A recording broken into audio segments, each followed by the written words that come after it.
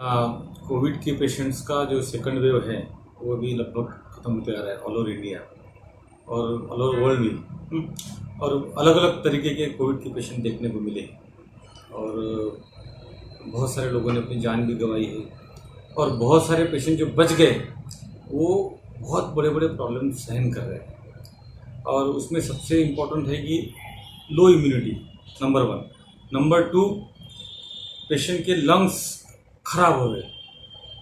Pneumonia के कारण जो लंग्स खराब हो गए वो लंग्स में फाइब्रोसिस और सांस लेने में दिक्कत बहुत सारे लोगों को कंटिन्यूस महीनों तक चालू है। तो बहुत सारे लोग कमज़ोर हो गए ये बीमारी में। और ये जो लंग्स का निमोनिया रहता है या फाइब्रोसिस रहता है, इसमें से पेशेंट को बचाने के लिए बहुत सारा इलाज किया जाता है और उसमें बहुत सारी दवाई दी जाती है। बहुत सारी दवाइयों का उपयोग किया गया है। तो बीमारी के कारण बोलो या फिर खाना पीना नहीं होता पेशेंट का, इस कारण से पेशेंट में कमजोरी आ जाती है। और ये कमजोरी आने से अपने शरीर में अलग अलग नए जंतु इन्फेक्शन पैदा करते हैं। उसमें कुछ बैक्टीरिया से, जैसे कि स्टैफ क्लेब्सियला निमोनिया या फिर ऐसे इस टाइप निमोनिया आते हैं। और उसके कारण फिर अच्छे होने वाले पेशेंट जो अच्छे होकर घर गए, दोबारा वो हॉस्पिटल में आते हैं इन्फेक्शन लेके या तबीयत बिगाड़ सीरियस कंडीशन में आते हैं। तो हम भी देख रहे हैं कि जो पेशेंट घर गए अच्छे होके, वो पेशेंट भी दोबारा वापस आ रहे हैं कॉम्प्लिकेशन लेके और बहुत सीरियस कंडीशन में आ रहे हैं। तो उसमें खासकर स्टैफ या क्लेब्सियला के निमोनिया के पेशेंट आ रहे हैं जो बहुत फास्ट उनकी तबीयत डाउन हो रही है। और साथ में आपको तो पता ही है कि फंगस इन्फेक्शन जैसा म्यूकोरमाइकोसिस हो गया या एस्परजिलोसिस हो गया, ये 2 फंगस के इन्फेक्शन बहुत कॉमनली आ रहे हैं। और वो इन्फेक्शन की खासियत ऐसी है कि वो इन्फेक्शन जैसे हो रहे पेशेंट को बहुत फास्ट बढ़ रहे हैं। और एक बार वो इन्फेक्शन स्प्रेड हो गया कि फिर वो इलाज करने के बाद भी पेशेंट ठीक नहीं हो रहे। तो हम ऐसे पेशेंट भी बहुत देख रहे हैं, म्यूकोरमाइकोसिस, एस्परजिलोसिस, स्टैफ क्लेब्सियला की इन्फेक्शन, निमोनिया। तो ये सब पेशेंट की कमजोरी बीमारी के कारण या खाना पीना बराबर नहीं होने के कारण, इसके कारण हो रहे हैं। तो म्यूकोरमाइकोसिस के पेशेंट के बारे में तभी बहुत सब लोग सब जानते हैं, लेकिन सबसे इम्पोर्टेंट बात है कि म्यूकोरमाइकोसिस का डायग्नोसिस यदि जल्दी होता है तो पेशेंट का इलाज हम कर सकते हैं। एक बार इन्फेक्शन लिमिट से ज़्यादा स्प्रेड हो गया, खासकर ब्रेन तक पहुंच गया, तो शायद हम पेशेंट की ज़िंदगी नहीं बचा सकते। अब म्यूकोरमाइकोसिस को सबसे ज़्यादा पहले हम कैसे पहचानें, इसके बारे में हमें थोड़ी जानकारी देना चाहिए। ये जानकारी जनता को भी रहना चाहिए, पेशेंट को भी रहना चाहिए और डॉक्टर्स और हेल्थ केयर वर्कर्स को भी रहना चाहिए। किस तरह से हम म्यूकोरमाइकोसिस का इन्फेक्शन हम देखें। सबसे पहली बात तो हमने हर पेशेंट में सस्पेक्ट करना है। अब कोरोना का निमोनिया है का पेशेंट है, चाहे निमोनिया नहीं भी है तो भी कोरोना का इन्फेक्शन का पेशेंट है, तो उस पेशेंट में शुरू से हमने सस्पेक्ट करना चाहिए कि इसको म्यूकोर हो सकता है। तो उसका रोज नाक और मुंह अंदर से उसका चेक करते रहना चाहिए कि कहीं कुछ म्यूकोर का पैच तैयार हुआ क्या। देखना चाहिए कि कहीं से पस निकल रहा है क्या, कहीं से ब्लड निकल रहा है क्या। पेशेंट को ये देखना है कि कहीं दांत में दर्द है क्या। सबसे पहला लक्षण पेशेंट को आता है दांत में दर्द। दांत में दर्द खास करके अपर जॉ, तो दांत में दर्द है क्या। उसके बाद जो आंखों के नीचे का एरिया चेहरे का ये, तो मैक्सिला बोलते हैं उसको, वहां पर दर्द है क्या। वो मैक्सिला जो रहता है तो उसमें भी सबसे पहले फंगस पहुंचता है, तो वहाँ दर्द है क्या। वहाँ यदि दर्द है या स्वेलिंग है, उसके बाद आइज, आंखों में कुछ स्वेलिंग है, दर्द है या आंखों से पानी बह रहा है, आंखों से खून बह रहा है, आँख ये देखना है। तो ये लक्षण है म्यूकोर के सबसे शुरू के लक्षण। यदि पेशेंट को इसमें से थोड़ा सा भी डाउट है, थोड़े से भी लक्षण आ रहे हैं, तो तुरंत उसकी जांच किया जाना चाहिए। तुरंत उनका सीटी स्कैन करना चाहिए चेहरे का और साथ में अंदर से स्वैब लेके चेक करना चाहिए कहीं म्यूकोर है क्या, फंगस है क्या। तुरंत उसको साफ सफाई, उसको वॉश देना चाहिए और बाकी दवाइयाँ देना चाहिए। यदि हम म्यूकोर को मुंह, नाक या साइनस के लेवल तक ही रोक पाए तो पेशेंट को सबसे अच्छा बेनिफिशियल है। एक बार वो आँख में या ब्रेन तक पहुंच गया तो फिर पेशेंट की जान भी खतरे में आ जाती है और पेशेंट बहुत जल्दी सीरियस होकर जान उसकी जाती है। हमने देखा कि अच्छे चलते फिरते पेशेंट जो घर गए हैं वो आते हैं हल्की सी तकलीफ, लेकिन 3-4 दिन में ही उनकी तबीयत इतनी सीरियस हो जाती है कि उनकी डेथ हो जाती है। तो इतना खतरनाक है और ये जब तक हमें पूरी सिम्टम आते तब तक ये पूरा ब्रेन तक पहुंच फैल चुका रहता है।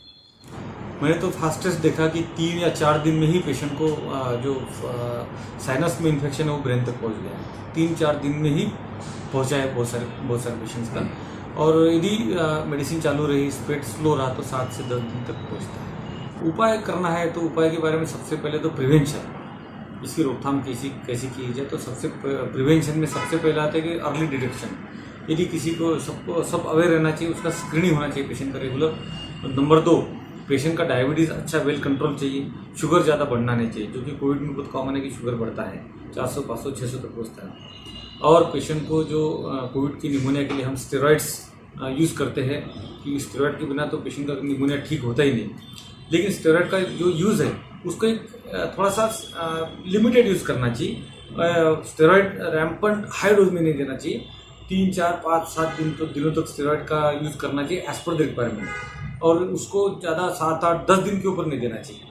लेकिन और या फिर उसको ब्रेक्स में थोड़ा रुक के 4-5 दिन दिए, बाद में 4-5 दिन का ब्रेक दिए और 2-3 दिन दिए, ऐसा रुक के एज पर द रिक्वायरमेंट। तो स्टेरॉइड्स को बहुत ही सेंसर करके उसका यूज़ करना चाहिए। और पेशेंट की लो इम्यूनिटी, हाई शुगर, और ये बीमारी का ही सहयोग है कि कोरोना के पेशेंट में विपद आता है, तो ये बीमारियों का संयोग है, एक बीमारी दूसरी बीमारी को खींचती है।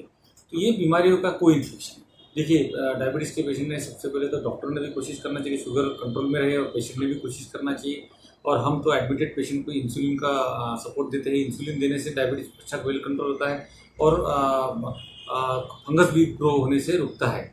क्योंकि लेकिन पेशेंट, बहुत सारे पेशेंट जो घर जाने के बाद इंसुलिन नहीं लेते, तो पेशेंट लोगों ने इंसुलिन का सपोर्ट लेना चाहिए और खान पान पर भी ध्यान रखना चाहिए और दवाइयाँ बराबर लेना चाहिए, और कुछ भी लक्षण आते हैं तो तुरंत बताना चाहिए।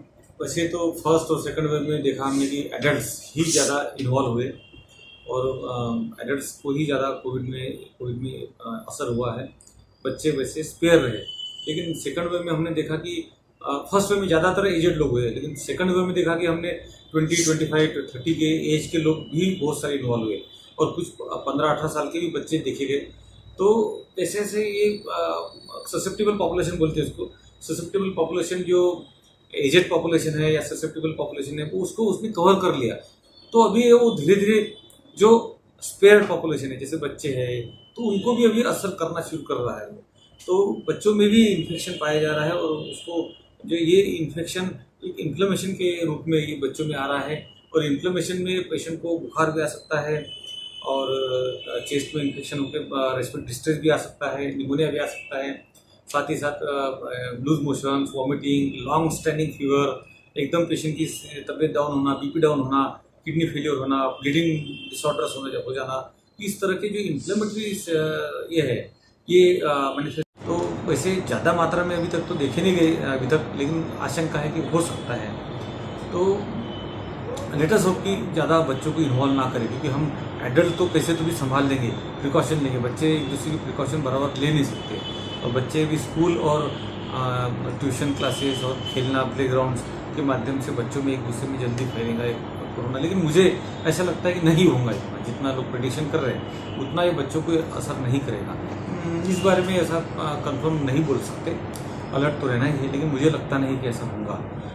थर्ड वेव भी आ सकती है, फोर्थ वेव भी आ सकती है।